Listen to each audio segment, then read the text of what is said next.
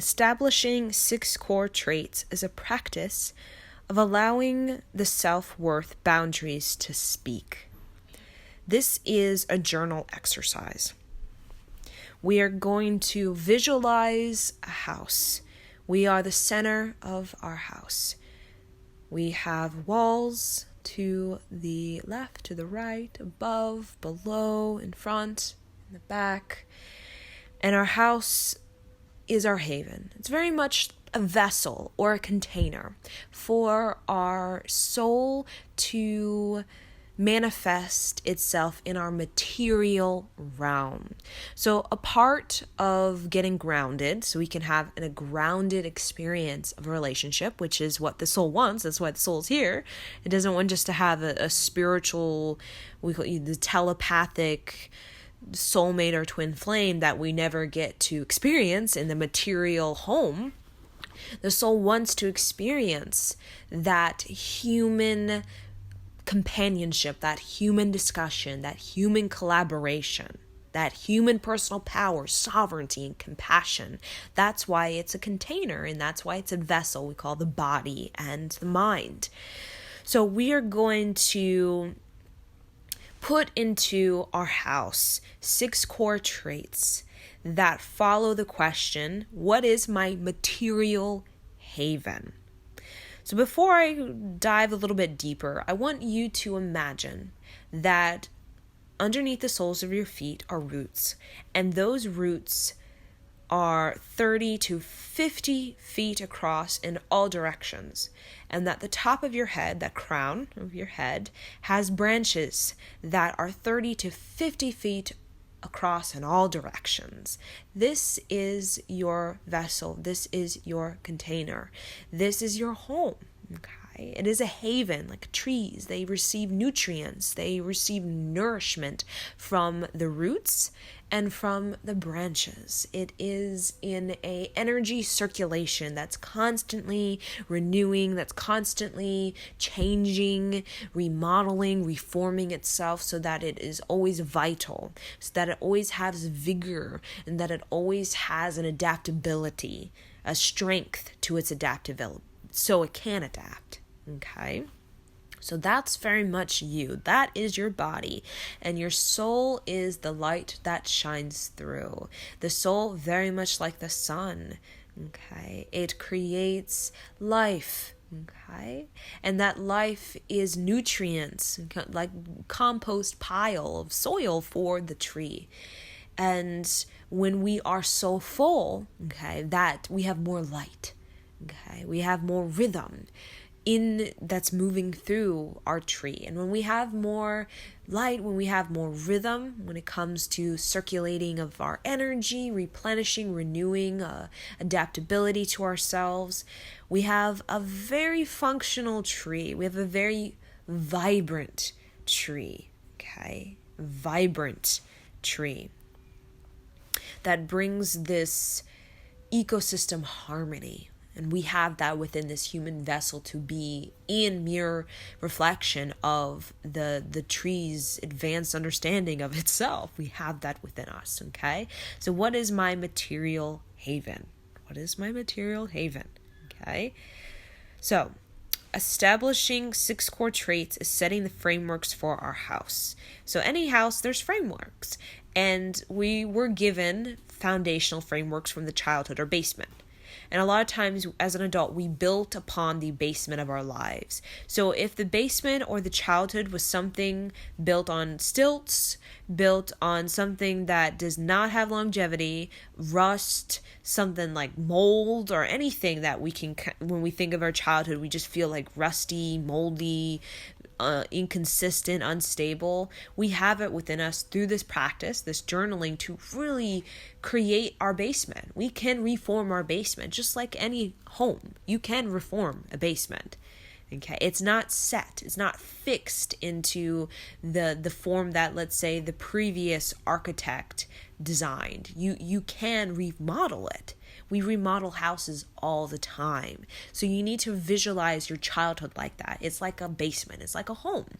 a basement, and you built upon that basement in your adult years. But if that basement is wobbly, is shaky, and you feel like your house is kind of crumbling down because of it, because it doesn't have like the appropriate frameworks for it to really be adaptable and to stay strong, well, then you can reform it, you can remodel it. Okay, so we have a rectangular and or we can see a rectangular or square shape. Okay, and visualize a house. Okay, it's a rectangular square. Okay, there's 6 sides, and I talked about this in the introduction.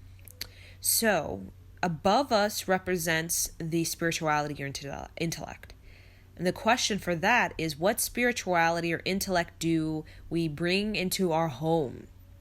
Okay, that's the question for above us. So we can organize our home with chandeliers like rose quartz or clear quartz. What are we wanting to bring to our house spiritually, intellectually? Could even be Nikola Tesla books, or we can say we have movies of documentaries of nature. Okay, what is it we're wanting to strengthen within our spiritual and intellectual realm? We need to magnetize that within our house. Okay, within our physical house, with our physical living or a routine of that, okay, where we see it on a daily thing, a daily participation, so that it really installs with us internally, okay? And then below, like I said, is the basement, is the roots. What authenticity from childhood lived out in adulthood nourishes the house? So before judgment, okay, when we say from 0 to 5, we have a niche, we have a talent that is most unique. It's like a pearl. And no pearls are the same. They may all look the same, but they're all different. They're all different if you really look at it. And when you really look at it, the niche, okay, there's little niches that pearls have, okay, it's like those little nicks is what makes them apart. So as an adult, we kind of forget about our little nicks, our little niches, because they seem irrelevant to adults, but they actually bring us personality. They actually is what makes us stand apart. They make us unique. And we're in the age of we want to be captivated. That's why we're obsessed with celebrities, because we want to be captivating, and we want to be captivated by life, because we've been so numb for so many thousands of years and desensitized by all the war and all of the discrimination and the segregation, the slavery, master authoritative dictatorship. We've been so numb. Now we want to be captivated, and we want to be captivating so badly. But a part of that is the niche. It's those little nicks we have as a child that makes us a little quirky and makes us kind of like a little bit weird at school, but it's like, oh my God, that's you. That's you. Like, I know you from anywhere because you have that little nick. You have that little niche. That's your pearl right there. That's you. That makes your pearl different from all the billions of pearls. That's kind of the below, how we can really reprogram the childhood denial of the niche, okay, because of judgment, like that's ugly or that's not cool, and begin to amplify that so fiercely, beastly within ourselves that it becomes a dominant frequency over the childhood. No, because a lot of us have a childhood, we say a voice. It's almost like playing like a replay of the judgment. Your hair is a mess. You have wacky hair. You have wacky hair. You have wacky hair. And it's like we're playing it on replay. So what we want to do to reprogram that is we want to amplify that niche, that nick, so it can like prevail, override all of those loud, prominent voices that we gain from childhood, because we feed it. And then our parents feed it, and then the caretakers feed it, and then the children feed it, and they feed it so much that we think it's real as an adult, that we really are this pitiful person or something like that, whatever it could be. Or we could be this amazing person, whatever that is fed, a lot of times becomes a belief system for the adult. So we could be fed that you're an amazing pianist, and we become just that as an adult. Or we can be fed that you're too fat to be a dancer, and that's what we believe as an adult. So it can go either way. It can go either way, okay? It's polarity when it comes to raising children. But overall, if we have a niche and we have a niche that's underdeveloped, that we denied or we don't even know, or it's like completely suppressed, what authenticity from childhood lived out in adulthood nourishes the house. So roots is nourishment. Roots to a tree, we need soil. For any living organism, you talk about the plants, they need nourishment from the soil or they will not grow. One of the key elements to a plant living is the soil. If the soil is filled with trash, that plant, it will try to squeeze nutrients because it's very sophisticated. It will squeeze it. But if it's too much junk going on, too much pollution, it's just like, I can't really grow to my fullest potential. I may grow a little sprout, but I'm not going to be able to grow to my full bloom. Okay, so you need to think of yourself like that. You need compost soil, nutrients, to really grow to your full potential and to really grow properly.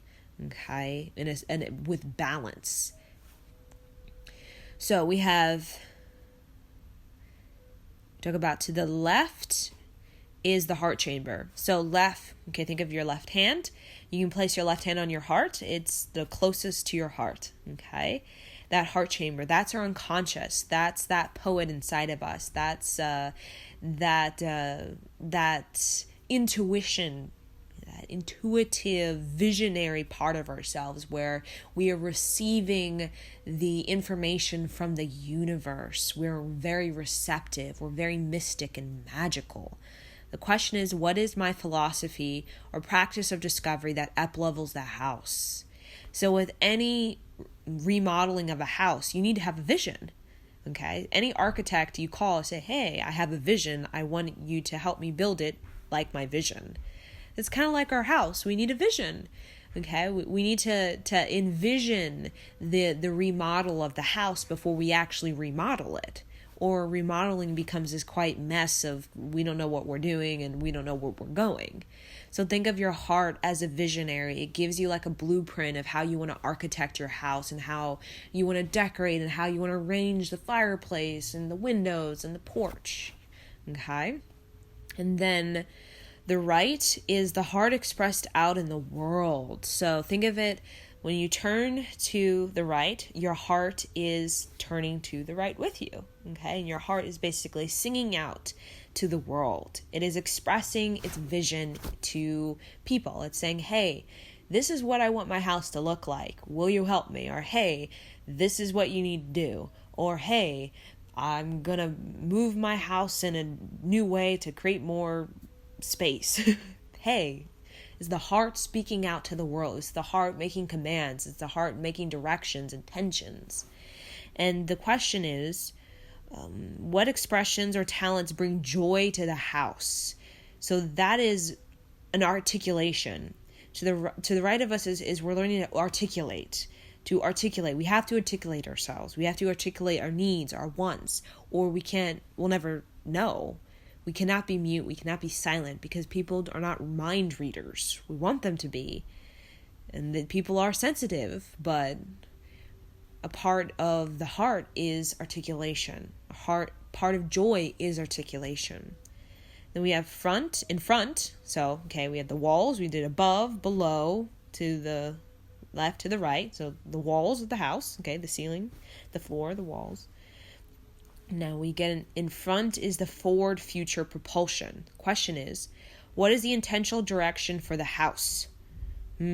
So when we're thinking about the house in a long-term view, in a view of progress, in a view of evolution, and using that vision, that part of ourselves, that articulation of ourselves to make those intentions for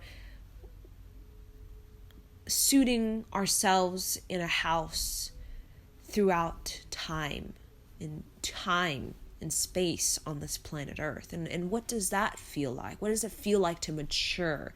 And what is bringing about maturity? What do we do daily, practice-wise, that brings a level of maturity where we feel like we're growing like a flower grows every single day, even a centimeter, millimeter? What do we do daily practice every day where we feel like we're getting wiser? We feel like we're having more vision, we're having more articulation of our heart out into the world. What is it that we do daily that brings about that little millimeter, centimeter, inch of growth within our flower? Okay. And then behind we have is the past reveal. What are my revelations about the past, and how have they provided wisdom for the house? So behind us, the back stores memory. Okay, so when we're hunched over like Frumpty Dumpty, it's saying that our past is ruling our life. When our shoulders are rolled back and our chest is open, it's saying our heart is ruling our life.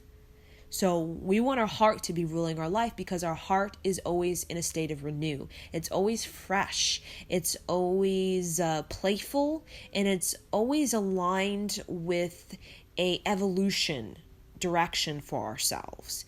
The back, when it gets Frumpty Dumpty, we get weighted, we get heavy, we get fearful a lot of times, we get kind of too rigid or too set to actually have the adaptability of the heart to really make those intentions, to have the articulation to actually do it and to express it and to make it happen. Okay, so we know Frumpty Dumpty. We want chest open, shoulders rolled back. Okay, and that gives us an open window for wisdom through maturity to kind of help us to make better decisions. Okay, so this is kind of a lot. It's like as a mouthful, but this is something like we can digest slowly just through journaling out each of the ceiling, the floor, and the walls to our house. It is a process. It's integration. It's not something that happens overnight, because a house is never built overnight. If it is, then usually it's a house made of hay. It's a house made of sticks, or a house made of hay. And that house usually does not last probably a day or probably a week.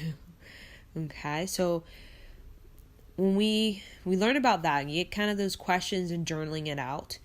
We're going to, through full responsibility, we're going to ask ourselves, I realize my self-worth boundaries above is blank. Okay, so I'm going to go through what I realized, and I want you to fill in the blanks for yourself. Okay, to use your own intuition to map out what is above you, what is below you, what is to the right, what is to the left, what is in front, and what is behind you. Okay, you're going to use diction. You're going to use descriptive words to describe what it is that is natural rhythm for you, that brings you enjoyment, that brings you feel suited. You feel in a house. You feel comfortable in this home that you're creating right now.